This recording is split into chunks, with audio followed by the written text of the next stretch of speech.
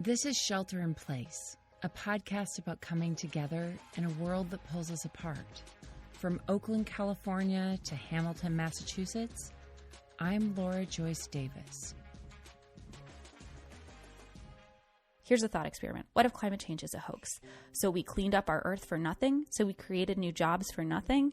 So we revolutionized the way that we use public transit for nothing? What's the worst that could happen by making these changes? What if it's all for nothing? Great. This is an opportunity to make better the things that are difficult in our world, to revolutionize things that are problematic. It's not just work, it's really an opportunity. It's election week here in the United States, which means that unless you live under a rock, you're spending at least some of your waking hours thinking about politics, which for most of us usually leads to feelings of anger or frustration, or more often than not, fear. So this week, I'm bringing you some extra episodes about people who are facing fear with courage. I've intentionally sought out conversations that challenge my assumptions and push me to think beyond party lines. Because whatever happens next week, we'll all still be here, trying to figure out how to live together. If you're just joining us, make sure you go back to the beginning of Season 2 so you can get some context for this pandemic odyssey, the story of how my family left our home in Oakland last month and set out on an adventure we hadn't gone looking for.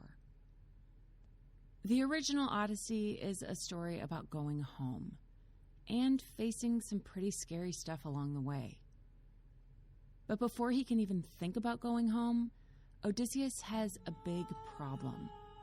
He's been stuck on a mythical island with the nymph Calypso for 7 years. Maybe over time, his fear had turned to apathy. Maybe he told himself that with Calypso's enchanted singing and promises of immortality, life as a prisoner wasn't so bad. Except that at some point, Odysseus realizes that his life with Calypso isn't sustainable. He misses home. He wants to go back and be with his wife and his son. Still, it takes the counsel of the gods to free him from captivity so that he can find his way home.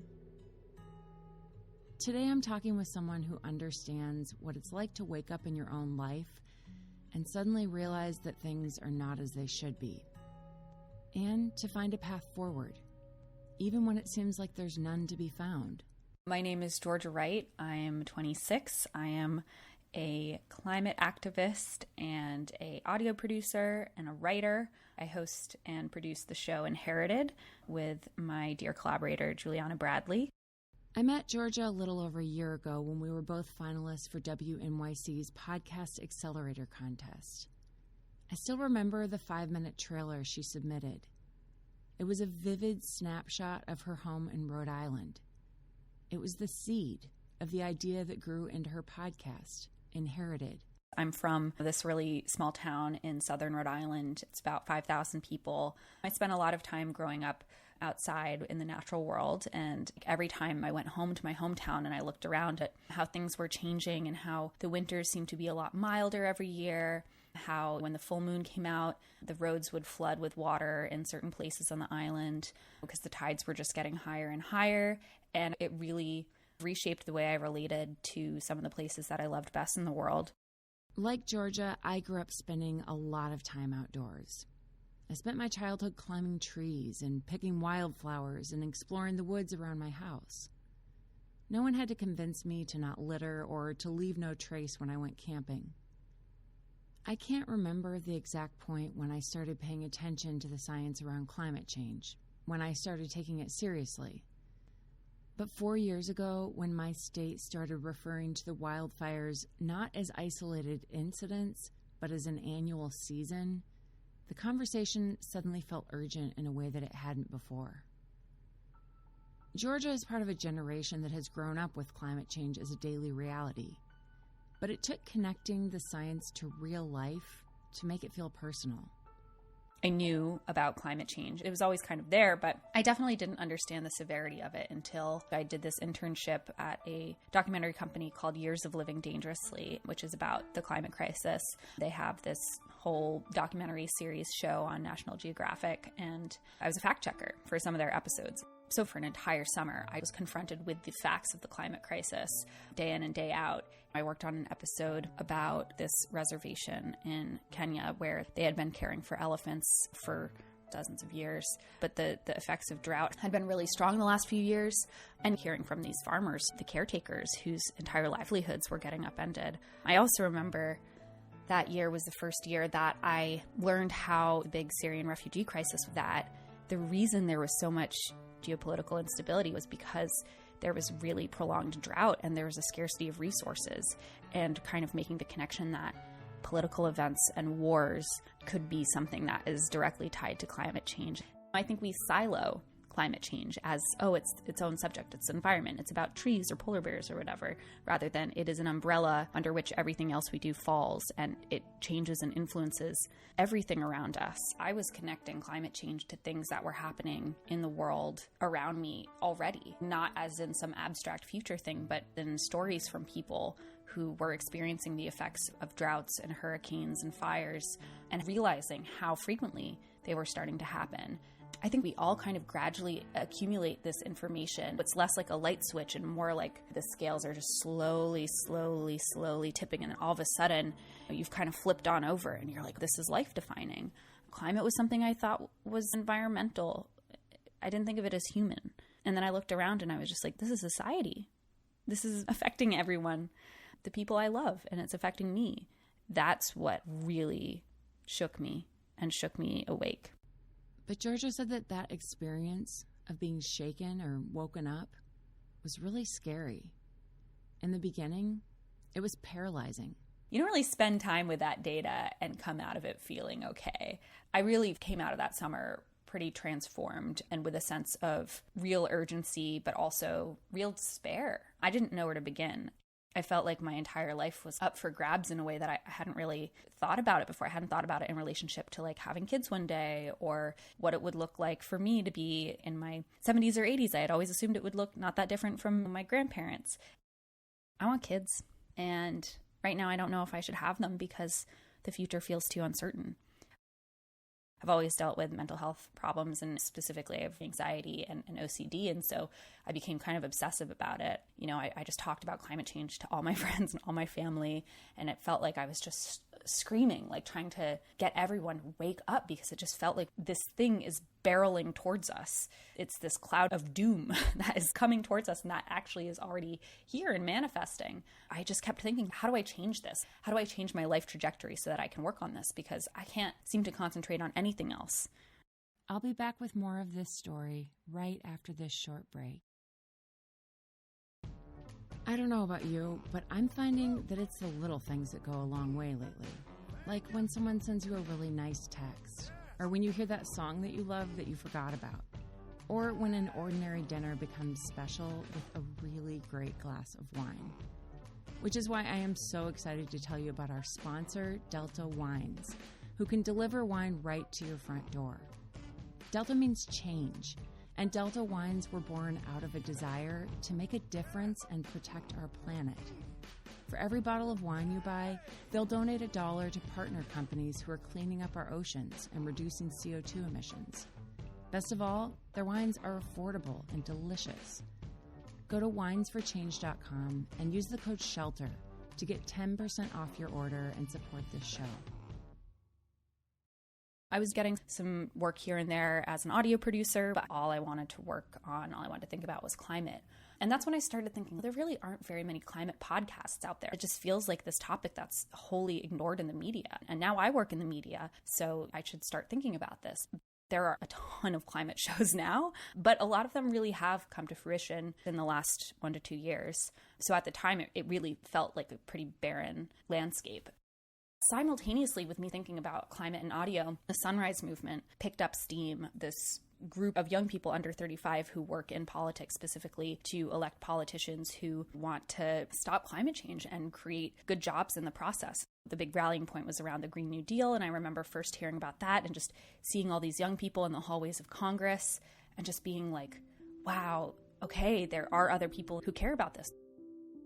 A few months after that, I went to my first Sunrise meeting, and it just became so obvious, like, oh, the climate podcast I've been trying to formulate this entire time, it's about this youth movement. It's about what it is to be a young person and to feel these things, to feel this dread and to deal with this completely unprecedented existential crisis, the likes of which none of our ancestors have had to deal with on the same level that our generation is dealing with. Really, for the first time, of course, it's bringing up so much and changing our psychology and changing the way we relate to the world. And so that's when Inherited really started to become what it is. Inherited came out in September, and it's fantastic. It got featured in iTunes' new and notable podcasts, the ones you see banners of right at the top of the page. It came out right around the time that my family fled the California wildfires, when we'd started to ask ourselves if living in California was sustainable. Having the striking visual imagery and realities of the wildfires in California this year have done a lot to put climate on the forefront of all of our minds. But also having a generation of young people for whom this is our daily reality. We haven't been in a world where this wasn't a big problem. I think something that is hard is that there is no version of this where we completely avoid the effects. We can't undo the wildfires that just displaced thousands and thousands of people. We can't undo the hurricanes, the lives lost in Puerto Rico and Texas and Louisiana. But we can become better prepared for the events that are inevitable, and we can avert the worst effects of those events becoming stronger and stronger. And I do believe that there's a really, really beautiful potential here. Part of what I take from Sunrise is this idea that a better world is possible under a framework like the Green New Deal, which is this vision where we create millions of good jobs for Americans through retrofitting public housing with solar panels and renewable energy and investing in education and really investing in ourselves instead of in this idea of innovation and pushing forward and forward and forward, really taking a moment to stop and look at what we have and saying, how do we make the systems that we already have work better? How do we support the communities that have been struggling for so long? There are ways to move forward by making what we already have better, by thinking about how we can transform detrimental systems, how we can transform fossil fuels into renewable energy, how we can create jobs and support people and families through that. We've been here in Massachusetts for a little over a month now. Today, outside my window, it's snowing. Not just a little dusting, but the kind of snow that buries cars. This afternoon when I was recording, we lost power for almost an hour. I miss home. Not just the weather, but all of the people and places in Oakland that have come to mean so much to me in 16 years of living there. If you've been following this pandemic odyssey, then you know that until recently, my family and I had no plans of ever leaving California. Even though it's expensive and our house is small and we're far from family. But 4 years of wildfires have forced us to ask questions we never wanted to. If wildfire season continues to come earlier and earlier, bringing with it not just danger of fire, but air quality that's so bad that we can't go outdoors for days at a time, is it still worth it to stay? We aren't ready to answer that question yet, but we also can't ignore it anymore. It's been a hard year. I don't really have climate deniers in my life, but what I do have is a lot of people who are apathetic on climate, or they acknowledge that the climate is changing, but they're not taking any actions. They're just like, well, you know, humanity was going to burn out at some point. We're doomed. I think doomerism is just as dangerous. It's negativity and nihilism. It's the opposite of hope.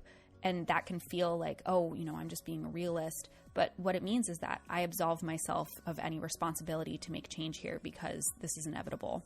It's not denial, but it is equally as harmful in my mind. I think people are fearful. They're fearful to accept that this is real and that it's happening around us. I think everyone can resonate with the idea of an uncertain future. and of wanting to create a better world for the people who come after you. I like to focus my energy on people who are maybe kind of frozen in fear or feel hopeless. I think hope is, it's hard. It's not something where we need naive optimism. These things take work, but I think it's possible. And I think there's a path. That's why we made Inherited. We find a lot of hope in the energy and in the very hard work of this young generation of thinkers who just really wants to reimagine the way that things are and understands that the way that things are now is not sustainable, and that sustainability isn't just recycling, it's the sustainability of knowing your neighbors and mutual aid and helping one another and growing community and growing relationships, making sure everyone has a thrivable wage. All of those things are possible, and I think there's more momentum for them right now than there ever has been any time in history. For anybody out there who might be feeling really frightened right now, you're not alone. I've been there, and really things started changing for me when I joined the community of youth climate activists. And that is my strongest hope, is that people will realize that the antidote to fear and paralysis is community, and that the communities are out there. And we just have to find one another. I've been ending each episode this season with an invitation. And so today, I asked Georgia if there was anything that she wanted to invite us into. Reimagine what the word optimism or hope or dreaming, what those words mean. I think people associate those words with idealism and ignorance, naivete, when really I think they open the door for really hard work. Spend a little time dreaming, non-judgmentally. The first step towards creating change is thinking beyond the now and thinking beyond the present.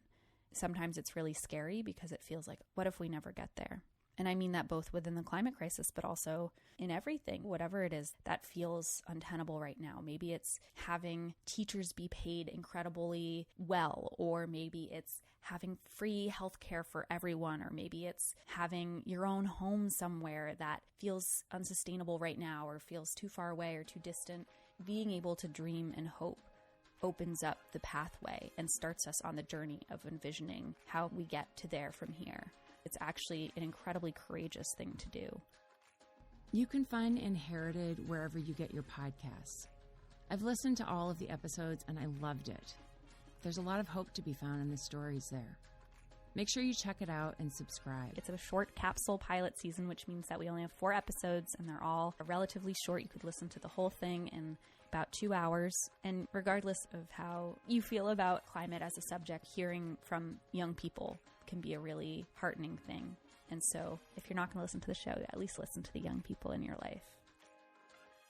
Thank you to Georgia Wright for this wonderful conversation, and to all of the young people of the Sunrise Movement for working so hard to make this world a better place for my children.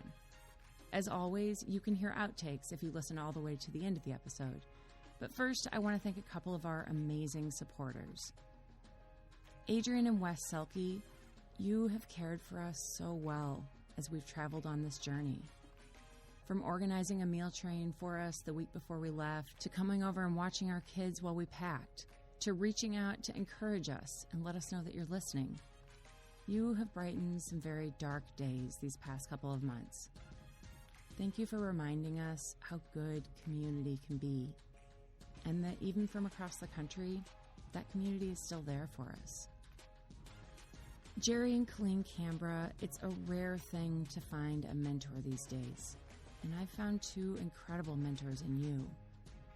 Colleen, thank you for your gentle and consistent presence, for your care of our children, and for the thousands of prayers you've lifted up on my behalf. Jerry, thank you for your wisdom and advice, for so many great conversations over drinks or on the trail or with kids underfoot, for giving me perspective when I was stuck, and for reminding me to take a deep breath.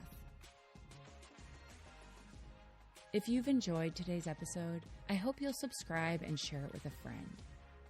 In our conversations with potential sponsors, the first thing they ask about is the number of downloads we get. So when you share this with others and ask them to subscribe, you move us a little closer to making this work sustainable. Rating and leaving a quick review about what you like about Shelter in Place helps others to find us. You can also follow us on Instagram and Facebook at the handle Shelter in Place Podcast, and on Twitter at Laura Joyce Davis. If you're thinking, hey, I'd like to get occasional emails from Laura, you can sign up for our newsletter, find show notes, and information about our incredible sponsors, Brick and Mortar and Delta Wines, and Imagine Mindfulness, as well as ways to support the show at shelterinplacepodcast.info. We'd love to hear from you. Additional music and sound effects in today's episode came from Storyblocks. The Shelter in Place music was created by Chase Horseman at Reactor Productions. Nate Davis is our creative director, and Sarah Edgel is our design director. Until next week, this is Shelter in Place. I'm Laura Joyce Davis. And now, if you're still listening, here's a little outtake. If you're just joining us, make sure you go back to the beginning of Season 2 so you can get some context for this pandemic odyssey. This week... Seriously? What? The power just went out. It's already snowed. Like, seriously, the power is out? I don't remember snow meaning that the power goes out. Guess you haven't lived in a cold place for a while. Oh, man.